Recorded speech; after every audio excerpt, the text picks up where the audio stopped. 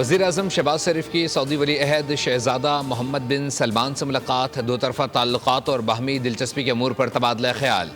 دونوں رہنماؤں نے پاکستان اور سعودی عرب کے تعلقات کو مزید مستحکم کرنے کے عزم کا اعادہ کیا اور علاقائی اور بین الاقوامی صورتحال پر بھی بات چیت کی۔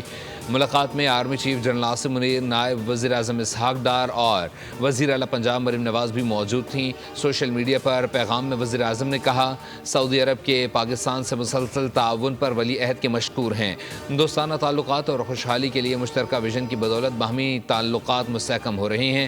وزیر اعظم کی سعودی وزیر سرمایہ کاری اور جوائنٹ ٹاسک فورس برائے اقتصادی مصروفیات کے سربراہ سے بھی ملاقات۔ اقتصادی تعاون کو مضبوط بنانے، پاکستان میں سعودی سرمایہ کاری لانے اور اہم شعبوں میں مشترکہ اقدامات کو تیز کرنے پر تبادلہ خیال کیا گیا۔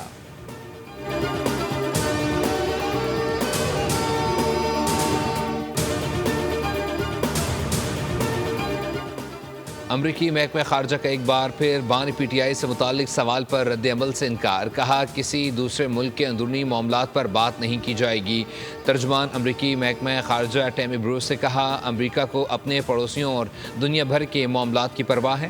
ہمیں اس بات کی فکر ہے کہ دنیا میں کیا ہو رہا ہے اور یہ ہمارے اقدامات سے ظاہر ہوتا ہے۔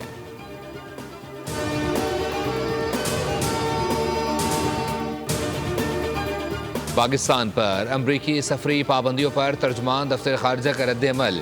پاکستان اور امریکہ کے مختلف شعبوں میں مضبوط تعلقات ہیں۔ ترجمان دفتر خارجہ شفقت علی خان کی ہفتہ وار بریفنگ، کہا ابھی تک سفری پابندیوں سے متعلق باضابطہ طور پر سرکاری سطح پر آگاہ نہیں کیا گیا۔ یہ باتیں ابھی تک صرف میڈیا کی قیاس آرائیاں ہیں۔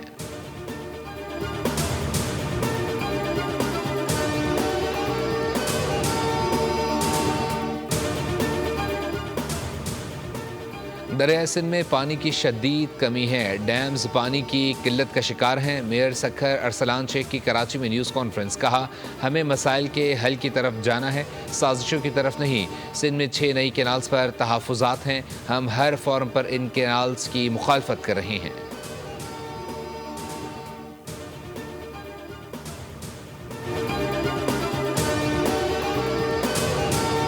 دریائے سندھ میں پانی کی کمی کے باعث بلائنڈ ڈالفن کی بقا خطرے میں پڑ گئی، ڈالفنز کی خوراک بھی ختم ہونے لگی۔ ماہرین کے مطابق ڈالفن گہرے پانیوں کا جانور ہے، کم پانی میں اس کا جینا مشکل ہے۔